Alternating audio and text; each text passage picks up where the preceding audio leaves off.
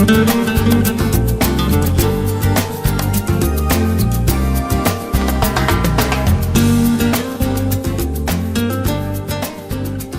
America last year that elected our first black president, Barack Obama. Imagine going for 233 years and you've seen everybody elected, but never a person of color. And yet last year we broke that mold, an old mold that said that the only leaders could be white or male. And last year we had a dynamic woman, Hillary Clinton. You might know her, she's the Secretary of State. She's former First Lady, married to a president, as we say, President Bill Clinton, number 42. Obama is number 44, the 44th President of the United States. So this was a season of hope. Hope in its true sense is, you know, the possibility of being able to have positive change. So that's what I'm going to talk about. Yes.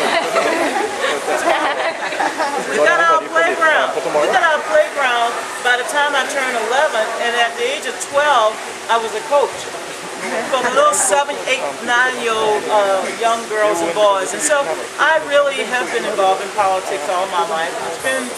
It's been a great call. I haven't been an elected officer, but I've helped to elect people all throughout the United States of America. Does it ever get tiring? Do you ever wish you had chosen another path? Oh, like what? I teach at Georgetown University. I'm on CNN as a political commentator, ABC News as a political commentator, and so and I own a small business, so I get a chance to go. Anyways. And how many states in the United States of America? 50. And so how many states do you think I've traveled to? 48. 2 more states I'm going to become Miss USA without the bikini.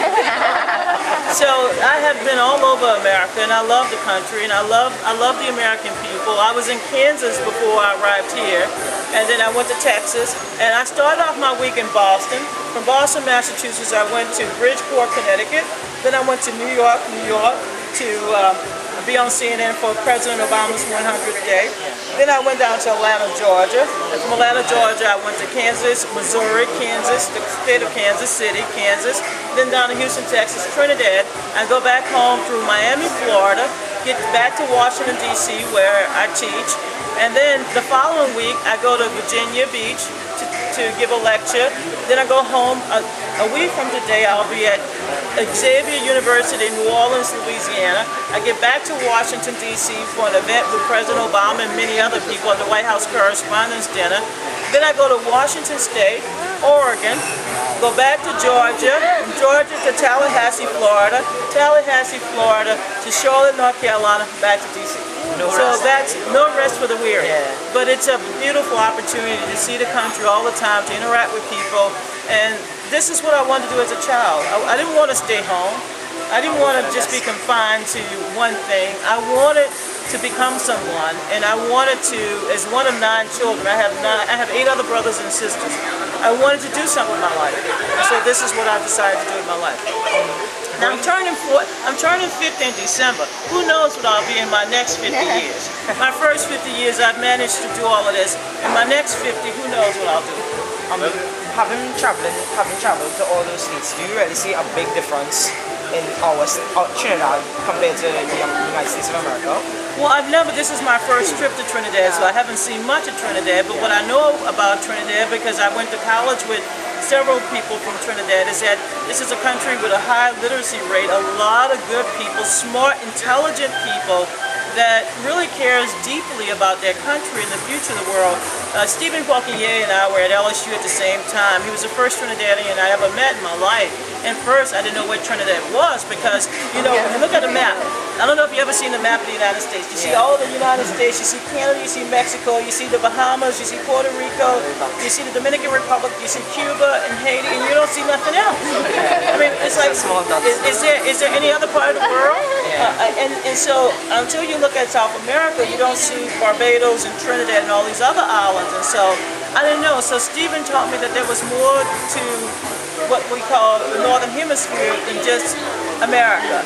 You know, there was also other nations, other islands, and so that's what I learned from Stephen. And that gave me a great interest in being able to come here because I've never been here, and this is the first time. This is the furthest south I've been in this hemisphere. Now I've been to South Africa, but I've never been, and this is the furthest south. And so my goal one day is to go to my namesake, Brazil. I'll tell y'all a story. So imagine this is the end of slavery, and it's now 1863, and people are learning that they're free. They're no longer slaves, and so say all your life they just call you Trevor. You never had a last name. It was just Trevor, and so you're free now. So you need to get a last name. So they're like, oh, I need a last name. I'm just Trevor. I want to be Trevor. And so most people, most freed slaves said, let's see, I want to be Trevor Washington because he was our first president, or Trevor Lincoln because he freed us, or Trevor Jackson because that sounds good, okay?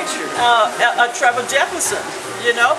And as they say, okay, that's what we'll do. We'll name ourselves after a president. And then there were another group of people say, hey, wait a minute, they're calling us colored people now. Why don't we become Trevor Brown, or Trevor White, or Trevor Green, or Trevor Blue, or Trevor, you name it, or Trevor Black. Well, here come my family. They say, well, we don't want to be named after a president. We don't want a color. We want to go to Brazil. So my last name is Brazile. And my mother's maiden name is Brown. See what I mean? And so it's been a very important journey for many of us who are descendants of slaves to be able to now live in a country where we have seen the transformation. I mean, when I sat on the steps of the United States Capitol on January 20th, I was on the steps. Obama was there. I was up here. And I was sitting on steps built by my, great-great-grandparents who were slaves, who put the foundations of our democracy there at the Capitol.